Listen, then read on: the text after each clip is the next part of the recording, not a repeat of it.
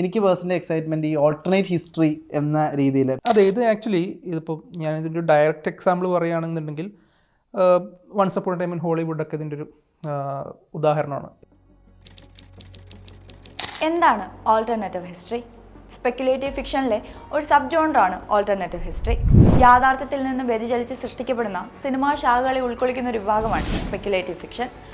Science fiction, fantasy, horror, magical realism, super hero fiction തുടങ്ങിയവയെല്ലാം ഇതിൽ ഉൾപ്പെടും. ചരിത്രത്തിൽ നടന്ന ഒന്നോ അതിലധികമോ സംഭവങ്ങളുടെ അനന്തരഫലത്തെ മാറ്റിക്കാണിക്കുകയാണ് ഈ ഓൾട്ടർനേറ്റീവ് ഹിസ്റ്ററി ചെയ്യുന്നത്.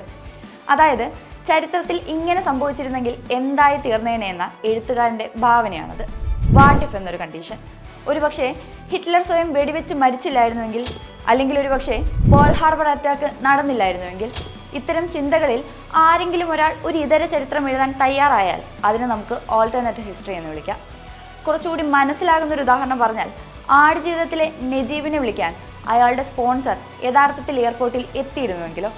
അതാണ് ഓൾട്ടർനേറ്റീവ് ഹിസ്റ്ററി. ഓൾട്ടർനേറ്റീവ് ഹിസ്റ്ററിക്ക് 3 കണ്ടീഷനുകളുണ്ട്. ഒന്ന്, എഴുത്തുകാരൻ എഴുതി തുടങ്ങുന്നതിന് മുമ്പുള്ള ഒരു ഹിസ്റ്റോറിക്കൽ റെക്കോർഡിൽ നിന്നും വ്യതിചലിക്കുന്ന കഥയായിരിക്കണം. 2, അറിയപ്പെടുന്ന ഒരു ചരിത്രത്തെ മാറ്റിമറിക്കുന്ന ഒരു പോയിന്റ് ഉണ്ടാവണം. 3, ഇത്തരം ഒരു മാറ്റം ചരിത്രത്തിൽ നടക്കുന്ന പക്ഷം അതുണ്ടാക്കുന്ന ഔട്ട്കമ്മിനെ കുറിച്ചുള്ള പരിശോധനയുണ്ടാവണം.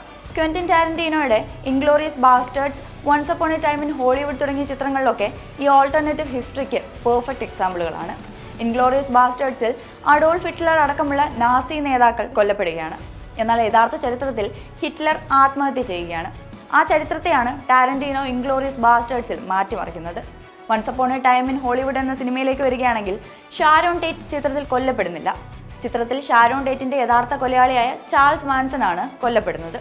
വാച്ച്മാൻ, ഫാദർലാൻഡ് തുടങ്ങിയ ചിത്രങ്ങളിലെല്ലാം തന്നെ ഓൾട്ടർനേറ്റീവ് ഹിസ്റ്ററിക്ക് ഉദാഹരണങ്ങളാണ്.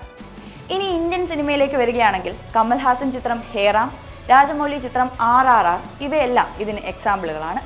ഇന്ത്യൻ സിനിമ അധികം ട്രൈ ചെയ്യാത്ത ഈ ജോണറിൽ മലയാളത്തിൽ എടുത്തു പറയാവുന്ന ഓൾട്ടർനേറ്റീവ് ഹിസ്റ്ററിയുടെ മികച്ച ഉദാഹരണം സുരേഷ് ഗോപിയുടെ ക്രൈം ഫയൽ എന്ന ചിത്രമാണ്. സിസ്റ്റർ അമലയുടെ മരണം എങ്ങനെ നടന്നുവെന്ന് തെളിയിക്കുന്ന സിനിമ ആ കൊലപാതക ചരിത്രത്തെ മാറ്റിമറിക്കുകയാണ്. ആസിഫ് അലിയും അനശ്വരരാജനും പ്രധാന കഥാപാത്രങ്ങളായി എത്തുന്ന രേഖാചിത്രവും ഇതേ ഓൾട്ടർനേറ്റീവ് ഹിസ്റ്ററിയിലൂന്നിയാണ് കഥ പറയുന്നത്.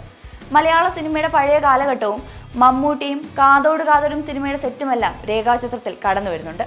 മലയാള സിനിമയിലെ ഏത് ചരിത്രത്തെയാവും രേഖാചിത്രം തിരുത്തി വായിക്കാൻ പോകുന്നതെന്ന് കാത്തിരുന്ന് കാണാം.